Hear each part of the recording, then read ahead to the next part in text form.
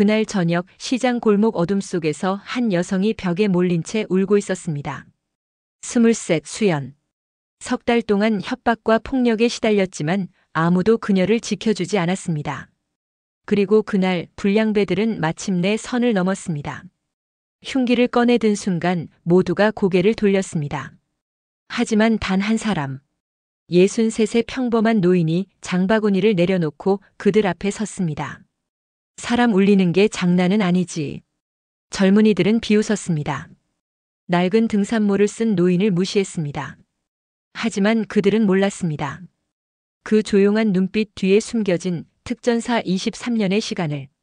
진짜 강함이란 무엇일까요? 주먹을 휘두르는 것일까요? 아니면 약한 사람을 지키는 것일까요? 오늘 한 노인이 우리에게 보여준 진정한 용기의 의미. 지금부터 그 긴 여정을 따라가 보겠습니다. 그 전에 잠깐 이 영상이 마음에 드셨다면 구독과 좋아요 부탁드립니다.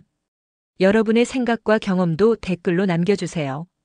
여러분의 이야기 하나하나가 또 다른 변화를 만듭니다. 그럼 지금부터 오늘의 이야기 속으로 함께 들어가 볼까요? 해가 기울어가는 오후 5시 반, 시장 골목은 하루 중 가장 분주한 시간을 맞이하고 있었습니다. 생선 굽는 냄새와 튀김 기름 냄새가 뒤섞인 공기 속에서 아주머니들은 저녁장을 보느라 분주했습니다. 그런데 시장 끝자락 편의점 앞에서는 조금 다른 풍경이 펼쳐지고 있었습니다. 젊은 남녀 5명이 편의점 외벽에 한 여성을 몰아붙이고 있었습니다. 벽에 등을 붙인 수연은 23의 나이답지 않게 어깨가 웅크러져 있었습니다. 편의점 유니폼을 입은 그녀의 손은 미세하게 떨리고 있었습니다. 진호가 비웃으며 말했습니다. 야, 카메라 켰냐? 오늘 컨텐츠는 편의점 알바녀 응징하기다. 25의 진호는 검은색 가죽 재킷을 입고 있었습니다. 그의 목소리에는 자신감과 오만함이 뒤섞여 있었습니다. SNS에서 10만 명이 넘는 구독자를 보유한 그는 거리에서 벌어지는 정의 구현 영상으로 유명했습니다. 물론 그가 말하는 정의란 자신의 기준에 맞지 않는 사람들을 골라 망신을 주는 것이었습니다. 경수가 폰을 들이댔습니다. 24의 그는 진호의 오른팔이었습니다. 화면에 수연의 창백한 얼굴이 클로즈업으로 잡혔습니다. 두식이 수연의 가방을 낚아챘습니다. 덩치 큰 26살 청년은 가방을 뒤집어 내용물을 쏟아냈습니다. 동전 몇 개와 낡은 지갑, 그리고 편의점 할인 쿠폰이 바닥에 떨어졌습니다. 이게 뭐야, 동전이야? 이래서 평생 알바밖에 못하지. 두식의 비웃음에 경수와 미나가 함께 웃었습니다. 24의 미나는 진호의 여자친구였습니다. 화장을 진하게 한 그녀는 폰 화면을 확인하며 말했습니다. 댓글 실시간으로 올라오는 거 봐. 다들 열광하네. 수연이 울먹이며 말했습니다. 그만하세요. 미나가 냉소적으로 웃었습니다. 울면 조회수 더 잘 나와. 진호 오빠 클로즈업. 바로 그때 느릿한 발걸음 소리가 들렸습니다. 비닐 장바구니를 든 노인이 그들 앞에 멈춰 섰습니다. 60대 초반으로 보이는 박일섭은 허리가 약간 굽은 듯 보였습니다. 낡은 등산모를 쓴 그는 시장에서 흔히 볼 수 있는 평범한 노인이었습니다. 그가 조용히 말했습니다. 거기 그만해. 사람 울리는 게 장난은 아니지. 진호가 천천히 고개를 돌렸습니다. 노인을 위아래로 훑어보더니 비아냥거렸습니다. 뭐야, 정의의 사도 등장? 영감님, 요즘 세상은 SNS가 법이에요. 경수가 폰 카메라를 박노인에게 돌렸습니다. 새로운 소재가 생긴 것입니다. 박노인은 장바구니를 바닥에 내려놓았습니다. 시금치와 두부가 담긴 검은 비닐봉지가 바람에 살랑거렸습니다. 그는 담담하게 대답했습니다. 법보다 먼저인 게 양심이지. 그걸 잃으면 그게 사람인가. 진호가 픽 웃었습니다. 양심? 할아버지, 몇 년도에 사세요? 여긴 2025년이에요. 박일섭은 대답하지 않았습니다. 다만 수연을 바라보았습니다. 그녀의 눈에는 공포와 함께 희망이 섞여 있었습니다. 누군가 자신을 구해줄 거라는, 그러나 곧 실망하게 될 거라는 복잡한 감정이었습니다. 박노인은 그 눈빛을 알고 있었습니다. 오래전 전쟁터에서 본 민간인들의 눈빛과 똑같았습니다. 박일섭은 1962년생으로 올해 63이었습니다. 그는 21살에 군에 입대했고 특전사에 자원했습니다. 체력이 뛰어났던 것은 아니었습니다. 다만 그는 옳은 일을 하고 싶었습니다. 가난한 집안에서 태어나 형제들의 끼니를 걱정하며 자랐던 그는 누군가를 지킨다는 것이 얼마나 중요한지 일찍부터 알고 있었습니다. 군 생활 23년 그는 교관으로 수많은 후배들을 가르쳤습니다. 그가 가장 강조했던 것은 기술이 아니라 절제였습니다. 힘이 있다고 함부로 휘두르는 것은 폭력이지 정의가 아니라고 그는 항상 말했습니다. 진짜 강한 사람은 약한 사람을 지키는 사람이라고 밤새도록 주먹밥을 나눠 먹으며 그렇게 가르쳤습니다. 제대 후 그는 고향으로 돌아왔습니다. 아내는 먼저 세상을 떠났고 자식들은 서울에서 각자의 삶을 살고 있었습니다. 그는 아파트 경비 일을 시작했습니다. 연금만으로는 부족했고 무엇보다 집에만 있으면 외로웠습니다. 입주민들은 그를 박 반장님이라 불렀지만 동네 젊은이들은 그냥 경비 아저씨 정도로 여겼습니다. 박 노인은 그것에 대해 서운해하지 않았습니다. 시대가 바뀌었고 나이만으로 존중받을 수는 없다는 것을 그도 알고 있었습니다. 다만 그는 한 가지만은 포기하지 않았습니다. 옳은 일과 그른 일을 구분하는 것, 그리고 눈앞에서 누군가 괴롭힘을 당한다면 외면하지 않는 것이었습니다. 두식이 박 노인에게 다가왔습니다. 키가 180cm는 좋게 넘어 보이는 그가 노인 앞에 섰습니다. 할배, 여기서 뭐 하시는 거예요? 장이나 보러 가세요. 박 노인은 고개를 들어 두식을 올려다보았습니다. 나이든 눈에는 피로가 서려 있었지만 동시에 단단한 무언가가 있었습니다. 그가 조용히 말했습니다. 젊은 사람이 나이든 사람한테 말을 그렇게 하면 안 되지. 경수가 웃음을 터뜨렸습니다. 형님, 이 할아버지 진짜 웃기네요. 유교 사상에 사시나 봐. 진호가 팔짱을 끼고 박노인을 바라보았습니다. 그의 눈에는 흥미가 떠올랐습니다. 이런 고지식한 노인을 망신 주는 것도 좋은 컨텐츠가 될 것 같았습니다. 조회수와 댓글이 실시간으로 올라가는 것이 보였습니다. 그가 말했습니다. 할아버지, 여기 이 여자 알아요? 우리 돈 빌려가고 석 달째 안 갚는 사기꾼이에요. 우리가 나쁜 사람인 것 같아요? 수연이 급하게 고개를 저었습니다. 아니에요. 제가 빌린 게 아니에요. 미나가 수연의 말을 끊었습니다. 거짓말하지 마. 증거 다 있어. 할아버지, 요즘 세상에 선량한 척하다가 뒤통수 맞는 거 모르세요? 박노인은 수연을 다시 바라보았습니다. 그녀의 떨리는 입술, 두려움에 가득 찬 눈동자, 그리고 무엇보다 체념한 듯한 어깨선이 모든 것을 말해주고 있었습니다. 이 아이는 오랫동안 괴롭힘을 당해왔습니다. 그리고 아무도 자신을 도와주지 않을 거라고 믿고 있었습니다. 박노인의 손이 천천히 주먹을 쥐었습니다. 관절이 우두둑 소리를 냈습니다. 63세 나이에도 그의 손은 여전히 단단했습니다. 매일 아침 공원에서 하는 맨손 체조와 턱걸이가 그를 늙지 않게 했습니다. 그가 말했습니다. 자네들 지금 하는 게 옳은 일인가? 진호가 어이없다는 듯 웃었습니다. 할아버지, 진짜 시간 낭비예요. 그냥 가세요. 박노인은 한 발 앞으로 내디뎠습니다. 느린 걸음이었지만 묘하게 무게감이 있었습니다. 두식이 본능적으로 한 발 물러섰습니다. 박노인이 조용히 그러나 분명하게 말했습니다. 갈 수가 없구나. 내가 여기서 그냥 가버리면 이 아이는 어떻게 되나. 진호의 눈빛이 차갑게 변했습니다. 그는 주머니에 손을 넣었습니다. 뭔가 단단한 것이 손에 잡혔습니다. 경수가 폰 카메라를 더 가까이 들이댔습니다. 긴장감이 흐르기 시작했습니다. 시장 골목의 소란 속에서 누구도 이곳의 긴장을 눈치채지 못하고 있었습니다.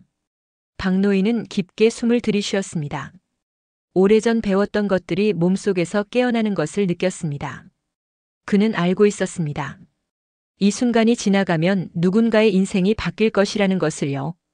그리고 그 누군가는 어쩌면 자신일지도 모른다는 것을요. 석양이 골목 사이로 비스듬히 들어왔습니다. 붉은 빛이 박노인의 얼굴을 비췄습니다. 그의 눈빛에는 결연함이 서려 있었습니다. 두식이 박노인의 어깨를 밀었습니다. 갑작스러운 힘에 노인의 몸이 뒤로 휘청였습니다. 장바구니가 손에서 미끄러지며 바닥으로 떨어졌습니다. 비닐봉지가 찢어지며 사과 3개가 골목 바닥을 구르기 시작했습니다. 하나는 배수구 쪽으로, 다른 하나는 편의점 유리문 앞으로, 마지막 하나는 진호의 발밑까지 굴러갔습니다. 경수가 낄낄거리며 웃었습니다. 미나도 함께 웃음을 터뜨렸습니다. 진호는 발밑에 사과를 슬쩍 차버렸습니다. 붉은 사과가 도로 쪽으로 굴러가 차 바퀴에 으스러졌습니다. 박노인은 아무 말 없이 허리를 숙였습니다. 무릎을 굽히는 동작이 느렸습니다. 63세 나이의 관절은 예전 같지 않았습니다. 그는 배수구 앞까지 굴러간 사과를 집어들었습니다. 흙이 묻어 있었지만 다행히 상하지는 않았습니다. 편의점 앞에 사과도 주었습니다. 장바구니를 바로 세우고 흩어진 시금치를 다시 담았습니다. 두부 한 모는 포장이 찢어져 있었습니다. 그가 작게 한숨을 쉬며 중얼거렸습니다. 참 세상이 바뀌긴 했지. 그래도 선은 넘지 말아야지. 그의 목소리는 나직했습니다. 화가 나 있는 것처럼 들리지 않았습니다. 오히려 안타까움이 섞여 있었습니다. 젊은이들을 나무라는 것이 아니라 세상이 이렇게 변해버린 것을 슬퍼하는 듯 했습니다. 경수가 비아냥거렸습니다. 뭐요, 할아버지? 설교라도 하실 겁니까? 박노인이 천천히 고개를 들었습니다. 그리고 경수의 눈을 똑바로 바라보았습니다. 허리를 펴고 선 그는 생각보다 키가 컸습니다. 175cm 정도 되어 보였습니다. 등산모 아래로 드러난 그의 얼굴에는 주름이 깊게 패여 있었습니다. 하지만 눈빛만큼은 달랐습니다. 그 순간 경수는 이상한 느낌을 받았습니다. 평범해 보였던 노인의 눈이 돌처럼 단단하게 굳어 있었습니다. 흔들림이 없었습니다. 두려움도 주저함도 보이지 않았습니다. 마치 오래전부터 이런 상황을 수없이 겪어온 사람처럼 담담하면서도 무게 있는 시선이었습니다. 경수는 본능적으로 한 걸음 뒤로 물러섰습니다. 두식도 그 눈빛을 느꼈습니다. 자신이 방금 밀쳤던 노인이 갑자기 다른 사람처럼 보였습니다. 미나는 폰 화면에서 눈을 떼지 못하고 있었지만 분위기가 묘하게 변한 것을 감지했습니다. 진호만이 여전히 여유로운 표정을 짓고 있었습니다. 겁먹지 마라. 저런 사람들 말뿐이야. 진호가 일부러 큰 소리로 말했습니다. 흔들리는 분위기를 바로잡으려는 의도였습니다. 그는 구독자 10만이 넘는 영상 크리에이터였습니다. 이런 상황을 수없이 연출해왔고 어떻게 분위기를 주도해야 하는지 알고 있었습니다. 그가 박노인에게 다가가 말했습니다. 할아버지, 여기서 뭐 하세요? 정의의 사도 놀이 하시는 거예요? 박노인은 대답하지 않았습니다. 그는 여전히 장바구니를 정리하고 있었습니다. 찢어진 두부 포장을 손으로 감싸 쥐었습니다. 그의 손은 투박했습니다. 손등에는 세월의 흔적이 가득했지만 손가락은 여전히 굵고 힘이 있어 보였습니다. 진호는 노인의 침묵이 마음에 들지 않았습니다. 자신을 무시하는 것처럼 느껴졌습니다. 그는 손을 뻗어 노인의 어깨를 툭 쳤습니다. 도발이었습니다. 카메라가 모든 것을 담고 있었고 이 장면은 분명 조회수를 끌어올릴 것이었습니다. 말 좀 하세요, 할아버지. 아니면 경찰 부를까요? 업무 방해로? 박노인이 고개를 들어 진호를 바라보았습니다. 두 사람의 시선이 공중에서 부딪혔습니다. 진호는 25이었고 박일섭은 63이었습니다. 38년의 나이 차이가 있었지만 그 순간만큼은 누가 더 강한지 알 수 없었습니다. 박노인이 조용히 입을 열었습니다. 자네는 부모님이 안 계신가? 예상치 못한 질문이었습니다. 진호의 표정이 순간적으로 굳었습니다. 경수와 미나도 어리둥절한 표정을 지었습니다. 박노인이 이어서 말했습니다. 부모님이 계시다면 자네가 지금 하는 일을 알고 계실까? 사람을 괴롭히고 그걸 영상으로 찍는 일 말이야. 진호의 턱에 힘이 들어갔습니다. 그의 어머니는 10년 전에 돌아가셨고 아버지는 알코올 중독으로 요양원에 계셨습니다. 그는 그 사실을 숨기고 살아왔습니다. SNS에서는 잘 나가는 청년으로 보였지만 실제로는 가족의 빈자리가 너무나 컸습니다. 박노인의 말이 그 상처를 건드렸습니다. 할아버지가 뭘 안다고 그래요? 진호의 목소리에 날이 섰습니다. 박노인은 한숨을 쉬었습니다. 깊고 긴 한숨이었습니다. 그 한숨 속에는 연민이 담겨 있었습니다. 화가 아니라 안타까움이었습니다. 그가 말했습니다. 나도 자식이 있네. 자네 또래야. 서울에서 일하고 있지. 1년에 한 번 볼까 말까 하지만 그래도 내 자식이야. 만약 내 자식이 자네처럼 누군가를 괴롭히고 있다면 나는 견딜 수 없을 거야. 그의 목소리에는 떨림이 있었습니다. 진심이었습니다. 박노인은 아들을 생각했습니다. 서울에서 회사를 다니는 35살 아들은 1년에 한 번 명절 때만 내려왔습니다. 전화도 한 달에 한 번 정도였습니다. 하지만 그는 아들을 원망하지 않았습니다. 바쁘게 사는 것을 알았고 그것이 요즘 젊은이들의 삶이라는 것도 알았습니다. 수연이 벽에 기댄 채 이 광경을 지켜보고 있었습니다. 눈물이 볼을 타고 흘러내렸습니다. 누군가 자신을 위해 나서는 것을 본 지 너무 오래되었습니다. 이 노인은 아무 상관도 없는 사람이었습니다. 그런데도 자신을 지키려 하고 있었습니다. 그녀는 입술을 깨물었습니다. 진호는 짜증이 났습니다. 이 노인은 자신이 기대했던 반응을 보이지 않았습니다. 화를 내거나 겁을 먹어야 했는데 오히려 조용하고 단단했습니다. 그리고 자신의 약점을 정확히 찔렀습니다. 진호는 주머니 속 물건을 만지작거렸습니다. 차갑고 단단한 감촉이었습니다. 할아버지, 마지막으로 한 번만 더 말씀드릴게요. 여기서 그냥 가세요. 안 그러면. 진호가 말을 흐렸습니다. 위협이었습니다. 박노인은 장바구니를 바닥에 내려놓았습니다. 천천히 그러나 분명하게 허리를 폈습니다. 그의 어깨가 펴지고 등이 곧게 섰습니다. 아까의 구부정한 모습은 사라졌습니다. 마치 다른 사람처럼 보였습니다. 안 그러면 어쩔 건가? 박노인의 목소리가 낮게 깔렸습니다. 위협도 아니고 도발도 아니었습니다. 그냥 질문이었습니다. 하지만 그 질문 속에는 무게가 있었습니다. 진호는 순간 망설였습니다. 이 노인이 자신보다 훨씬 강할지도 모른다는 생각이 스쳤습니다. 하지만 카메라가 돌아가고 있었습니다. 구독자들이 실시간으로 지켜보고 있었습니다. 여기서 물러서면 자신의 이미지가 무너질 것이었습니다. 진호는 이를 악물었습니다. 그리고 주머니에서 손을 꺼냈습니다. 손에 무언가 들려 있었습니다. 경수가 순간 숨을 들이켰습니다. 미나의 눈이 커졌습니다. 두식은 뒤로 한 걸음 물러섰습니다. 수연이 작은 비명을 질렀습니다. 하지만 박노인은 움직이지 않았습니다. 그는 진호의 손에 든 것을 바라보았습니다. 그리고 천천히 고개를 끄덕였습니다. 그렇게 나왔구나. 그의 목소리는 여전히 차분했습니다. 하지만 눈빛이 변했습니다. 돌처럼 단단하던 눈빛이 이제는 칼날처럼 날카로워졌습니다. 그 순간 진호는 깨달았습니다. 자신이 건드리면 안 되는 사람을 건드렸다는 것을요. 박노인은 깊게 숨을 들이쉬었습니다. 오래전 배웠던 호흡법이었습니다. 긴장된 상황에서 침착함을 유지하는 방법이었습니다. 그는 자신의 심장 박동을 느꼈습니다. 아직 빠르지 않았습니다. 통제되고 있었습니다. 좋은 신호였습니다. 석양빛이 더 짙어졌습니다. 골목은 점점 어두워지고 있었습니다. 시장 상인들은 하나둘 가게 문을 닫기 시작했습니다. 저녁을 준비할 시간이었습니다.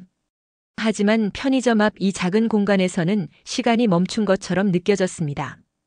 박노인은 결심했습니다. 더 이상 물러설 수 없었습니다. 뒤에는 벽에 몰린 수연이 있었고 앞에는 선을 넘은 청년들이 있었습니다. 그는 이런 상황을 수없이 겪어왔습니다. 훈련소에서, 전방부대에서, 그리고 민간인 보호 임무에서. 그때마다 그는 한 가지만 생각했습니다. 약한 사람을 지키는 것, 그것이 강한 사람의 책임이라고. 진호의 손이 떨리기 시작했습니다. 박노인의 눈빛이 너무나 차분해서 오히려 무서웠습니다. 겁을 먹거나 화를 내는 것이 아니라 마치 이 모든 상황을 예상하고 있었다는 듯한 표정이었습니다. 진호는 자신도 모르게 한 걸음 뒤로 물러났습니다. 박노인이 조용히 말했습니다. 아직 늦지 않았어. 그걸 내려놓고 가거라. 마지막 기회였습니다. 하지만 진호는 이미 너무 많이 왔습니다. 카메라 앞에서, 구독자들 앞에서 물러설 수 없었습니다. 그는 허세로 가득한 미소를 지으며 말했습니다. 할아버지가 무서워서 그러시는 거예요? 박노인은 대답하지 않았습니다. 그저 진호를 바라보았습니다. 그 시선 속에는 슬픔이 담겨 있었습니다. 이 젊은이가 왜 이렇게 되었을까, 무엇이 이 아이를 이 지경까지 몰고 왔을까 하는 안타까움이었습니다. 밤이 다가오고 있었습니다. 진호의 손이 주머니에서 천천히 나왔습니다. 손바닥 위에 무언가 번쩍였습니다. 가로등 불빛을 받아 차갑게 반짝이는 금속이었습니다. 길이는 10cm 정도였습니다. 날카롭게 벼려진 끝이 석양빛을 받아 붉게 물들어 있었습니다. 진호의 손은 여전히 떨리고 있었지만 그는 억지로 당당한 척했습니다. 이게 진짜 선이라는 걸 보여드릴까? 그는 그것을 위협적으로 흔들었습니다. 경수가 뒤로 물러섰습니다. 미나는 폰을 든 손을 내렸습니다. 촬영을 계속해야 할지 망설여졌습니다. 이건 장난이 아니었습니다. 선을 넘어버린 것이었습니다. 두식은 입술을 깨물었습니다. 형님이 너무 멀리 갔다는 생각이 들었습니다. 수연이 벽에 등을 바짝 붙인 채 작게 떨고 있었습니다. 그녀는 이 상황을 알고 있었습니다. 진호는 정말로 사용할 수 있는 사람이었습니다. 한 달 전 다른 채무자를 위협할 때도 그랬습니다. 그때는 결국 그 사람이 무릎을 꿇었습니다. 돈을 구해왔고 진호는 웃으며 그를 보내줬습니다. 하지만 지금은 달랐습니다. 박노인은 무릎을 꿇지 않았습니다. 박노인은 잠시 눈을 감았습니다. 깊게 숨을 들이쉬고 천천히 내쉬었습니다. 1, 2, 3, 4. 4번의 호흡이었습니다. 그가 눈을 떴을 때 그의 눈빛은 더욱 차분해져 있었습니다. 그는 진호를 바라보며 조용히 말했습니다. 내 앞에서 흉기를 꺼내선 안 됐지. 진호가 비웃었습니다. 왜요? 무서워요? 박노인이 고개를 저었습니다. 아니야. 흉기는 사람을 다치게 하는 게 아니라 내 인생을 망치는 거다. 그의 목소리에는 경고가 담겨 있었습니다. 위협이 아니라 충고였습니다. 마지막 기회를 주는 것이었습니다. 하지만 진호는 이미 돌아갈 수 없는 선을 넘었습니다. 카메라가 모든 것을 담고 있었고 구독자들이 지켜보고 있었습니다. 실시간 댓글이 올라오고 있었습니다. 그는 여기서 물러설 수 없었습니다. 그럼 피해봐요, 영감님. 진호가 소리쳤습니다. 그리고 앞으로 한 걸음 내디뎠습니다. 손에 든 것을 앞으로 내밀었습니다. 위협이었습니다. 실제로 사용할 생각은 아니었습니다. 단지 겁을 주려는 것이었습니다. 노인이 놀라 넘어지거나 도망가는 모습을 찍으려 했습니다. 그게 전부였습니다. 하지만 다음 순간 진호는 자신이 무엇을 보고 있는지 이해할 수 없었습니다. 박노인의 손이 움직였습니다. 번개처럼 빨랐습니다. 63의 나이가 맞는지 의심스러울 정도였습니다. 그의 오른손이 진호의 손목을 잡았습니다. 정확했습니다. 손목 안쪽 맥박이 뛰는 곳을 엄지와 검지로 눌렀습니다. 진호는 손에 든 것을 놓칠 수밖에 없었습니다. 힘이 빠져나갔습니다. 금속 물체가 바닥에 떨어졌습니다. 딸그랑 소리를 내며 배수구 쪽으로 굴러갔습니다. 동시에 박노인의 왼손이 진호의 팔꿈치를 잡았습니다. 지렛대 원리였습니다. 손목을 비틀고 팔꿈치를 누르자 진호의 몸이 앞으로 꺾였습니다. 그는 비명을 지를 틈도 없이 땅바닥에 엎어졌습니다. 무릎이 먼저 땅에 닿았고 이어서 얼굴이 아스팔트에 닿았습니다. 아! 진호가 비명을 질렀습니다. 손목이 뒤로 꺾여 있었습니다. 박노인이 그의 팔을 등 뒤로 제압하고 있었습니다. 너무 아팠지만 움직일 수가 없었습니다. 조금만 움직여도 손목이 부러질 것 같았습니다. 박노인이 낮게 말했습니다. 움직이지 마. 더 다치고 싶지 않으면. 그의 목소리는 여전히 차분했습니다. 화가 나 있지 않았습니다. 감정이 실려 있지 않았습니다. 마치 기계처럼 정확하고 냉정했습니다. 이것이 훈련받은 사람의 움직임이었습니다. 수십 년 전 배운 기술이 몸에 남아 있었고 지금 그대로 발현되고 있었습니다. 경수가 얼어붙어 있었습니다. 폰을 든 손이 떨렸습니다. 화면이 흔들렸습니다. 미나는 뒤로 물러서며 작게 중얼거렸습니다. 이게 뭐야, 영화야? 두식만이 정신을 차렸습니다.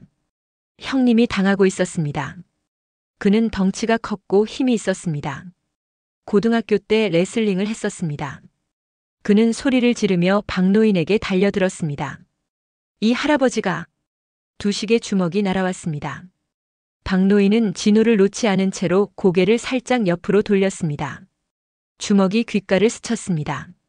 바람 소리가 들렸습니다. 박노인은 두식의 팔을 보았습니다.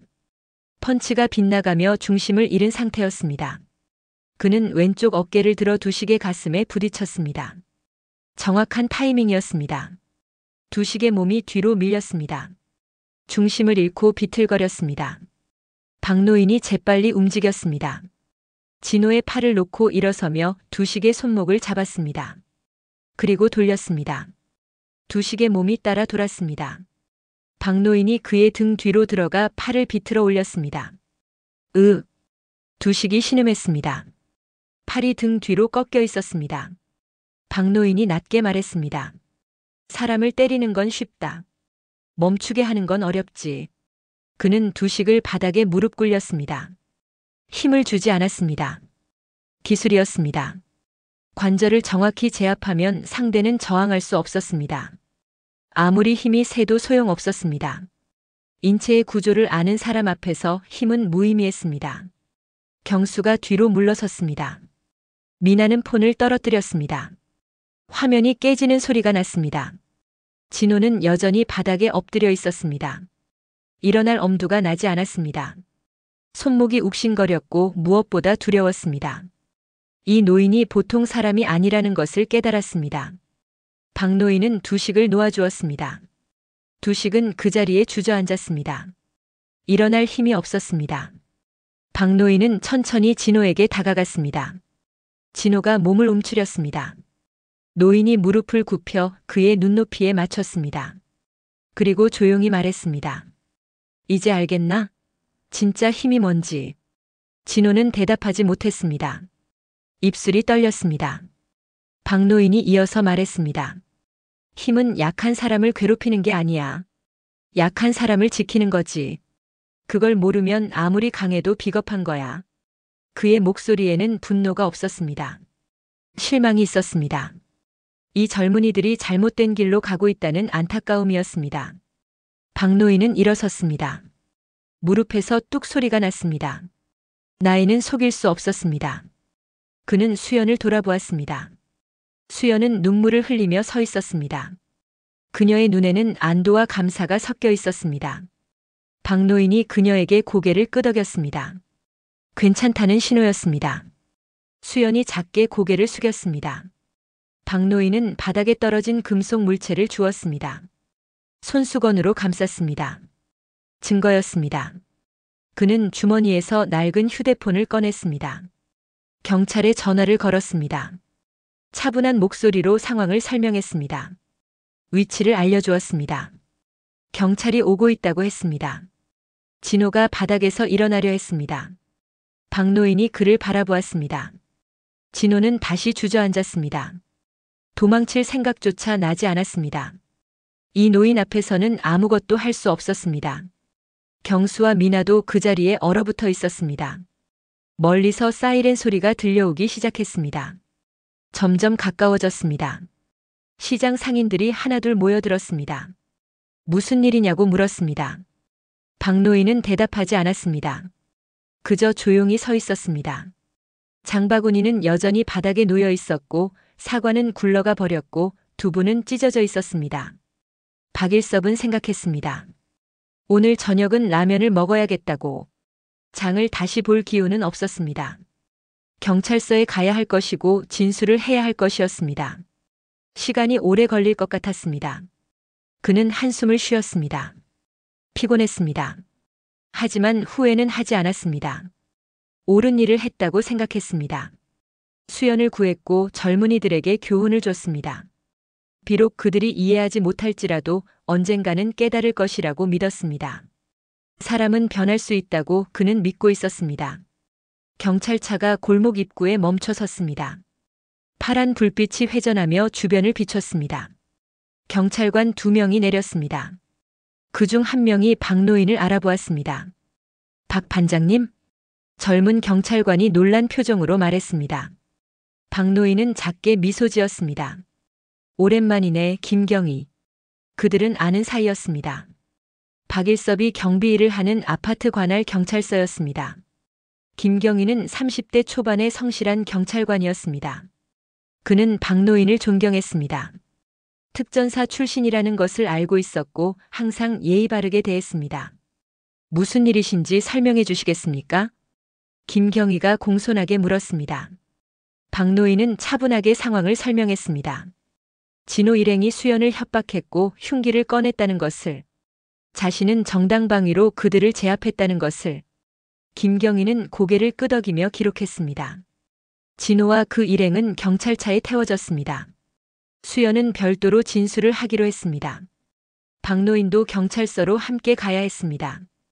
그는 장바구니를 들었습니다. 시금치는 그나마 괜찮았지만 두부는 못 쓰게 됐습니다. 아쉬웠지만 어쩔 수 없었습니다. 경찰차가 출발했습니다. 박노인은 뒷자리에 앉아 창밖을 바라보았습니다. 시장 골목이 멀어졌습니다. 석양이 완전히 저물고 있었습니다. 어둠이 내렸습니다. 가로등이 하나씩 켜지기 시작했습니다. 그는 생각했습니다. 오늘도 하루가 지나간다고. 평범한 하루가 아니었지만 그래도 하루였습니다. 내일이 오면 다시 일상으로 돌아갈 것이었습니다. 아파트 경비실에 앉아 택배를 받고 입주민들과 인사하고 저녁이 되면 집에 돌아가 혼자 밥을 먹을 것이었습니다. 하지만 오늘만큼은 누군가의 영웅이었습니다. 수연에게는 분명 그랬습니다. 그것만으로도 충분했습니다. 박일섭은 조용히 미소 지었습니다. 경수가 뒤로 물러서며 도망칠 궁리를 했습니다. 발을 돌려 골목 입구 쪽을 바라보았습니다. 거기서 빠져나가면 시장 쪽으로 숨을 수 있었습니다. 사람들 틈에 섞이면 찾기 어려울 것이었습니다. 그는 한 발짝 뒤로 물러섰습니다. 박노인이 조용히 말했습니다. 서 있어. 두 단어였습니다. 명령도 아니고 위협도 아니었습니다. 그저 사실을 말하는 것이었습니다. 도망가지 말라는 것이 아니라 도망가봤자 소용없다는 것을 알려주는 말투였습니다. 경수의 발이 멈췄습니다. 그는 박노인의 눈을 보았습니다. 여전히 차분했습니다. 흔들림이 없었습니다. 미나는 벽에 등을 붙인 채 꼼짝하지 못하고 있었습니다. 다리에 힘이 풀렸습니다. 주저앉고 싶었지만 그럴 수도 없었습니다. 박노인이 너무 가까이 있었습니다. 그녀는 진호를 바라보았습니다. 여자친구로서 뭔가 해야 할 것 같았지만 아무것도 할 수 없었습니다. 그저 떨릴 뿐이었습니다. 두식은 여전히 바닥에 앉아 있었습니다. 손목을 만지작거렸습니다. 많이 아팠습니다. 하지만 부러진 것 같지는 않았습니다. 박노인이 힘을 조절했다는 것을 알 수 있었습니다. 진짜로 다치게 할 생각이었다면 손목이 부러졌을 것이었습니다. 그는 고개를 들어 박노인을 올려다보았습니다. 원망보다는 두려움이 더 컸습니다. 박노인은 천천히 숨을 고르고 있었습니다. 가슴이 조금 뛰고 있었습니다. 63세 몸은 아직 건강했지만 순간적으로 힘을 쓰면 심장에 부담이 갔습니다. 그는 심호흡을 했습니다. 하나, 둘, 셋, 넷. 천천히 숨을 들이쉬고 내쉬었습니다. 맥박이 안정되기 시작했습니다. 그는 주머니에서 휴대폰을 꺼냈습니다. 낡은 폴더폰이었습니다. 10년도 더 된 기종이었습니다. 화면에 금이 가 있었지만 작동은 잘 됐습니다. 그는 11이라고 적힌 번호를 눌렀습니다. 신호음이 울렸습니다. 세 번째 신호음이 끝나고 상대방이 받았습니다. 11이 긴급신고센터입니다. 예, 저기요. 시장 골목에서 전화드립니다. 박노인의 목소리는 침착했습니다. 숨이 차지 않았고 떨리지도 않았습니다. 평범한 신고처럼 들렸습니다. 상담원이 물었습니다. 무슨 일이신가요? 여기 골목에 젊은이들이 좀 크게 싸움을 벌였습니다. 지금은 정리됐습니다. 부상자는 있습니까? 경미한 부상만 있습니다. 큰 건 없습니다. 위치를 말씀해 주시겠습니까? 박노인은 정확히 주소를 알려주었습니다. 시장 이름과 골목 번호까지 말했습니다. 상담원이 경찰을 보내겠다고 했습니다. 5분에서 10분 정도 걸린다고 했습니다. 박노인은 고맙다고 말하고 전화를 끊었습니다. 그는 바닥에 떨어진 흉기를 바라보았습니다. 배수구 근처에 있었습니다. 그는 천천히 다가가 손수건으로 그것을 집었습니다. 지문이 묻지 않도록 조심했습니다. 증거였습니다. 경찰이 필요로 할 것이었습니다. 그는 그것을 멀리 밀어두었습니다. 누구도 손댈 수 없는 곳에 놓았습니다. 수연이 벽에서 한 걸음 떨어졌습니다. 다리가 후들거렸지만 견딜만 했습니다. 그녀는 박노인에게 다가갔습니다. 조심스럽게 천천히. 그리고 떨리는 목소리로 물었습니다. 저 괜찮으세요? 박노인이 고개를 돌려 수연을 보았습니다. 그녀의 눈은 여전히 붉었습니다. 눈물 자국이 볼에 남아 있었습니다. 하지만 이제는 울지 않고 있었습니다. 박노인이 부드럽게 미소 지었습니다. 괜찮은 건 나보다 자네겠지. 겁이 많이 났을 텐데. 수연의 눈에 다시 눈물이 고였습니다. 이번에는 공포 때문이 아니었습니다. 안도와 감사 때문이었습니다. 그녀는 고개를 숙이며 말했습니다. 감사합니다. 정말 정말 감사합니다. 목소리가 떨렸습니다. 박노인은 그녀의 어깨를 가볍게 두드렸습니다. 아버지가 딸을 대하듯 따뜻한 손길이었습니다. 이제 괜찮아. 저 사람들은 더 이상 자네를 괴롭히지 못할 거야. 수연이 고개를 들었습니다. 아저씨는 어떻게 그렇게 하실 수 있어요? 박노인이 잠시 생각했습니다. 어떻게 설명해야 할까? 그는 조용히 대답했습니다. 옛날에 배운 거야. 아주 오래전에. 사람을 지키는 방법을. 군대에서요? 응, 그렇지. 수연이 다시 고개를 숙였습니다. 그녀는 박노인의 손을 보았습니다. 투박하고 주름진 손이었습니다. 하지만 그 손이 자신을 지켜줬습니다. 그녀는 작게 말했습니다. 저도 강해질 수 있을까요? 박노인이 그녀를 바라보았습니다. 진지한 눈빛이었습니다. 이미 강해. 여기까지 버텼잖아. 하지만 저는 아무것도 못했어요. 그냥 당하기만 했어요. 아니야. 자네는 도움을 청했어. 그게 용기야. 혼자 참는 게 강한 게 아니야. 도움을 요청하는 게 진짜 강한 거지. 수연의 눈에서 눈물이 흘러내렸습니다. 박노인의 말이 가슴에 와 닿았습니다. 그녀는 지난 석 달 동안 혼자 견뎌왔습니다. 아무에게도 말하지 못했습니다. 부끄러웠고 무서웠습니다. 하지만 오늘 처음으로 누군가 자신을 지켜줬습니다. 진호가 바닥에서 천천히 일어났습니다. 손목을 감싸쥐고 있었습니다. 많이 아팠습니다. 하지만 부러지지는 않았습니다. 그는 박노인을 바라보았습니다. 분노보다는 혼란스러움이 더 컸습니다. 자신이 왜 이렇게 쉽게 당했는지 이해할 수 없었습니다. 박노인이 진호를 바라보았습니다. 두 사람의 눈이 마주쳤습니다. 진호는 시선을 피하고 싶었지만 피하지 못했습니다. 박노인의 눈에는 분노가 없었습니다. 실망이 있었습니다. 그리고 연민이 있었습니다. 그것이 더 견디기 어려웠습니다. 자네 부모님이 돌아가셨다고 했나? 진호가 움찔했습니다. 박노인이 이어서 말했습니다. 힘들었겠구나. 혼자 크느라. 진호의 입술이 떨렸습니다. 아무도 자신에게 그런 말을 해준 적이 없었습니다. 모두들 그를 나쁜 놈이라고만 했습니다. 문제아라고 했습니다. 하지만 이 노인은 달랐습니다. 그를 이해하려 했습니다. 하지만 그게 변명은 안 돼. 힘든 건 자네만이 아니야. 저 아가씨도 힘들어. 세상 사람들 다 힘들어. 그렇다고 남을 괴롭히면 안 되는 거야. 박노인의 목소리는 단호했습니다. 따뜻함 속에 단단함이 있었습니다. 진호는 대답하지 못했습니다. 그는 고개를 숙였습니다. 멀리서 사이렌 소리가 들려왔습니다. 점점 가까워졌습니다. 경찰차가 오고 있었습니다. 시장 상인들이 하나둘 모여들었습니다. 무슨 일이냐고 웅성거렸습니다. 박노인은 그들을 보며 말했습니다. 괜찮습니다. 경찰이 처리할 겁니다. 경찰차가 골목 입구에 멈췄습니다. 파란 불빛이 회전하며 골목을 비췄습니다. 경찰관 2명이 내렸습니다. 한 명은 30대 초반으로 보였고 다른 한 명은 50대였습니다. 젊은 경찰관이 박노인을 보더니 놀란 표정을 지었습니다. 박 반장님? 오랜만이네. 김경희. 김경희는 박노인을 존경하는 사람이었습니다. 특전사 출신이라는 것을 알고 있었고 항상 예의 바르게 대했습니다. 그는 상황을 파악하려 주변을 둘러보았습니다. 바닥에 흉기가 있었고 젊은이들이 겁에 질려 있었습니다. 무슨 일이십니까? 박노인은 차분하게 설명했습니다. 진호 일행이 수연을 협박했고 돈을 요구했으며 흉기까지 꺼냈다는 것을, 자신은 정당방위로 그들을 제압했을 뿐이라는 것을. 김경희는 고개를 끄덕이며 수첩에 기록했습니다.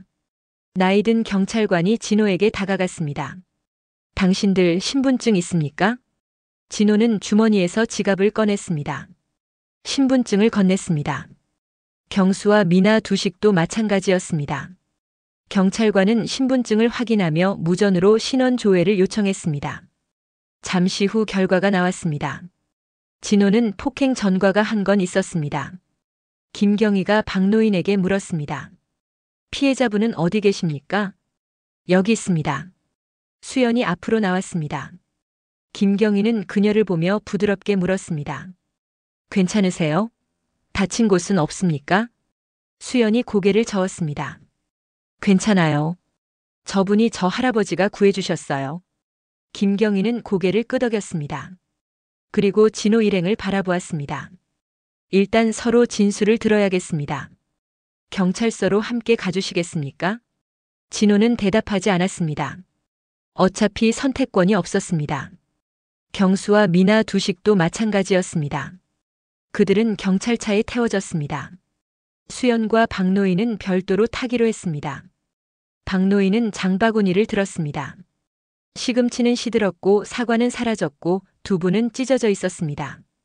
오늘 저녁은 라면을 먹어야겠다고 생각했습니다. 그는 수연을 보며 말했습니다. 걱정 마. 경찰이 잘 처리해 줄 거야. 수연이 고개를 끄덕였습니다. 그녀의 얼굴에는 처음으로 평화로운 표정이 지나갔습니다. 석 달 만에 처음 느끼는 안도감이었습니다. 박노인은 그녀의 그런 표정을 보며 조용히 미소 지었습니다. 경찰차가 출발했습니다. 골목이 조용해졌습니다. 시장 상인들이 하나둘 돌아갔습니다. 일상으로 돌아가는 것이었습니다. 가로등 불빛이 골목을 비췄습니다. 평범한 저녁이었습니다. 하지만 누군가에게는 인생이 바뀌는 저녁이었습니다. 경찰서는 형광등 불빛으로 환했습니다. 밤이 깊었지만 이곳은 언제나 밝았습니다. 진술을 듣는 방에서 김경희가 차분하게 질문을 이어갔습니다. 박노인은 정확하게 대답했습니다. 시간, 장소, 상황. 모든 것을 또렷하게 기억하고 있었습니다. 군인 시절 훈련받은 습관이었습니다. 수연은 별도의 방에서 진술하고 있었습니다. 여경이 따뜻하게 대해줬습니다. 차를 내어주고 천천히 말해도 된다고 했습니다. 수연은 처음에는 떨렸지만 점차 안정을 찾아갔습니다. 석 달 동안 당했던 일들을 하나씩 털어놓았습니다. 협박 문자, 요구된 돈, 폭력의 위협. 모든 것을 말했습니다. 진호 일행은 조사실에 나뉘어 앉아 있었습니다. 각자 따로 진술해야 했습니다. 진호는 팔짱을 낀 채 경찰관을 노려보고 있었습니다. 그의 눈에는 여전히 반항심이 남아 있었습니다. 하지만 손목은 계속 아팠고 그 통증이 현실을 일깨웠습니다. 2시간이 지났습니다. 진술이 마무리되었습니다. 김경희가 박노인에게 말했습니다. 반장님, 정당방위로 인정될 겁니다. 걱정 안 하셔도 됩니다. 박노인이 고개를 끄덕였습니다. 고맙네. 저쪽 젊은이들은 공갈, 협박, 특수폭행 혐의로 조사를 이어갈 겁니다. 흉기 소지도 있고요. 그렇게 하게. 김경희는 잠시 망설이다가 물었습니다. 반장님, 무섭지 않으셨어요? 박노인이 작게 웃었습니다. 무서웠지. 당연히. 그런데도 무서워도 해야 할 일은 해야지. 그게 어른의 책임 아닌가. 김경희는 고개를 숙였습니다.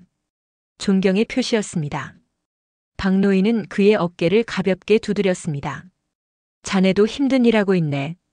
고생이 많아. 밖으로 나오니 수연이 복도에서 기다리고 있었습니다. 그녀는 박노인을 보자 일어섰습니다. 눈가가 여전히 붉었지만 표정은 한결 밝아져 있었습니다. 박노인이 다가가 물었습니다. 진술 다 끝났나? 네. 다 말씀드렸어요. 잘했네. 두 사람은 경찰서를 나왔습니다. 밤 공기가 차가웠습니다. 가을이 깊어지고 있었습니다. 가로등 아래로 낙엽이 굴러갔습니다. 수연이 조심스럽게 말했습니다. 아저씨, 정말 어떻게 감사를 드려야 할지. 박노인이 손사래를 쳤습니다. 괜찮네. 당연한 일을 했을 뿐이야. 당연하지 않아요. 아무도 저를 도와주지 않았어요. 석 달 동안. 그녀의 목소리가 떨렸습니다. 박노인은 그녀를 바라보았습니다. 23의 젊은 여성이었습니다.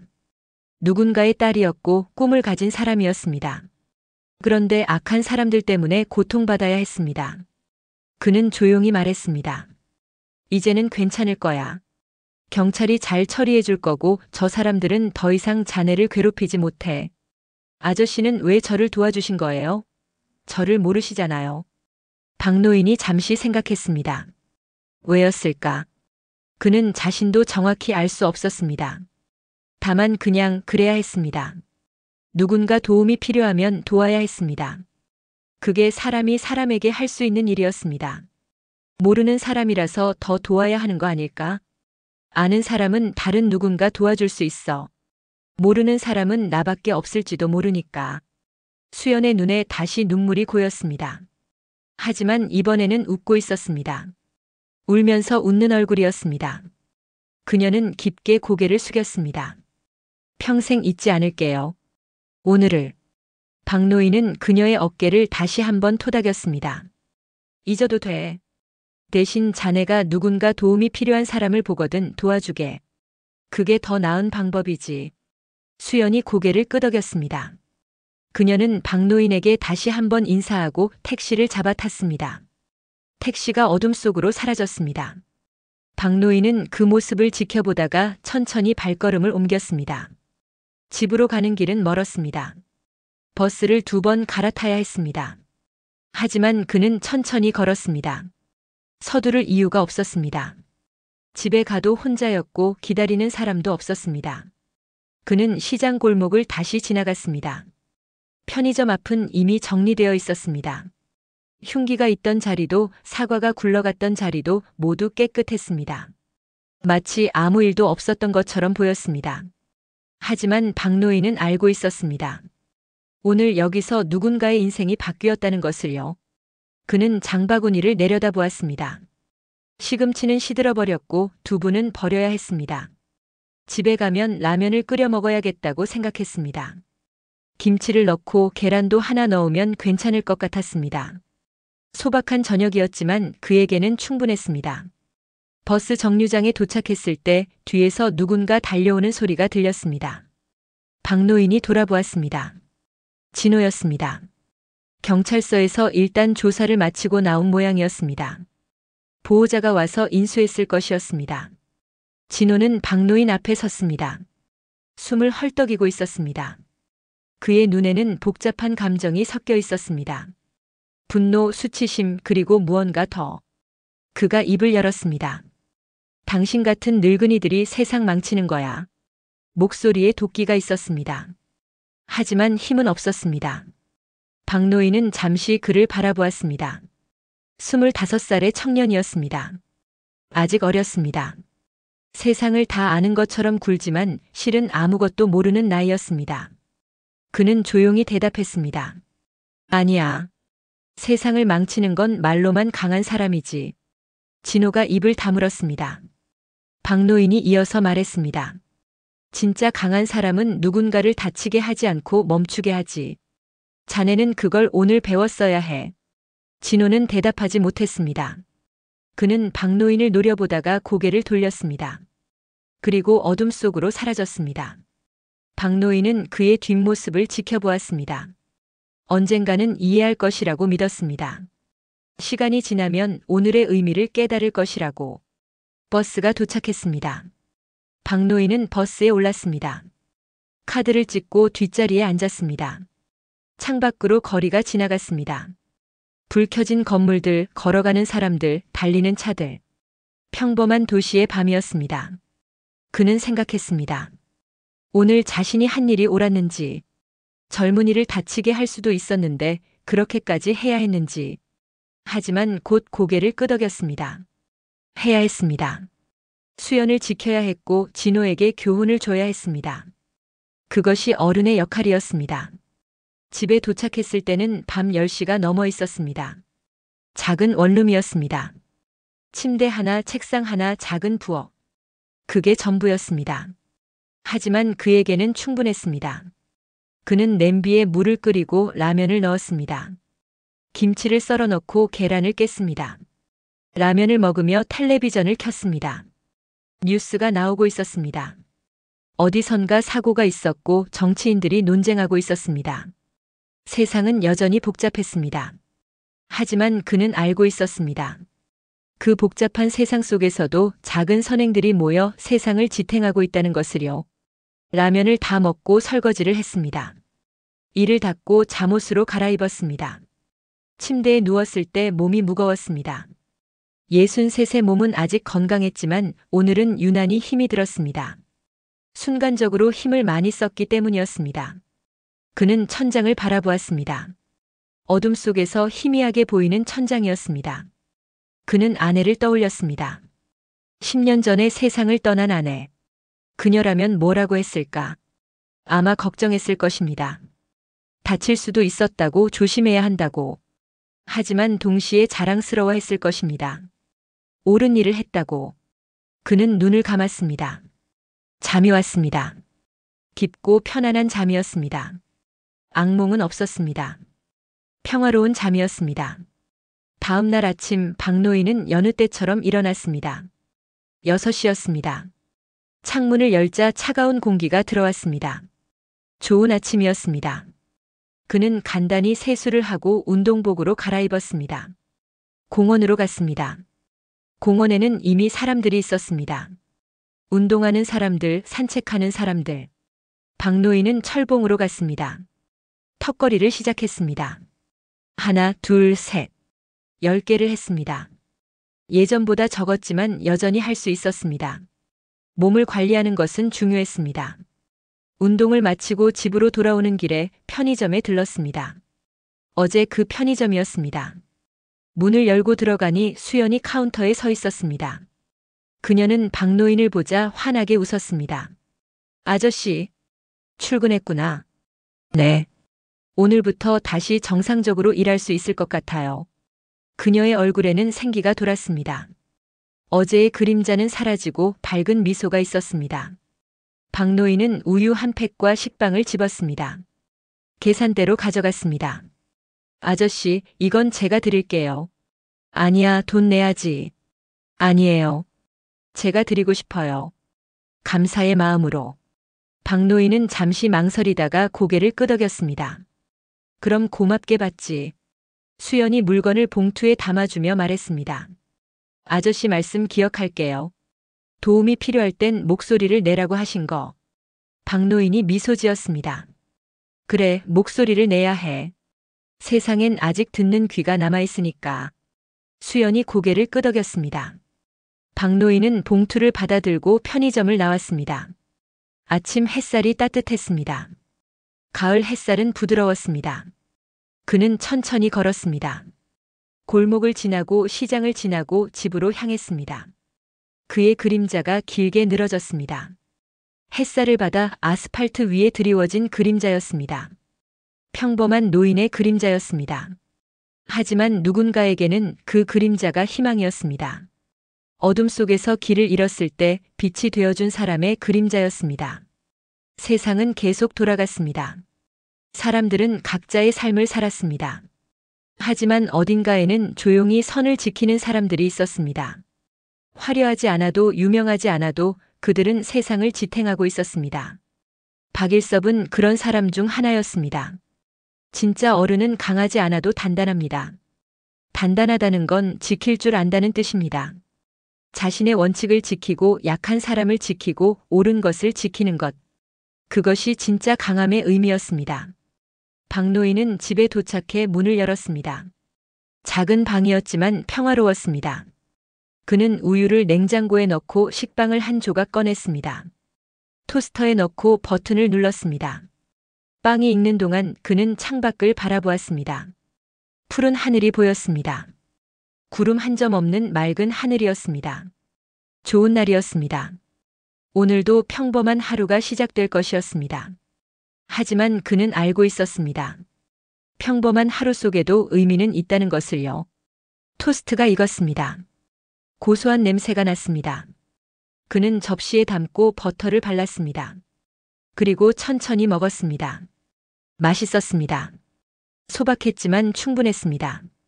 오늘도 세상은 돌아가고 그도 자신의 자리에서 하루를 살아갈 것이었습니다. 영상이 마음에 드셨다면 구독과 좋아요 부탁드립니다. 그리고 여러분의 이야기를 댓글로 들려주세요. 당신의 한마디가 또 다른 변화를 만듭니다.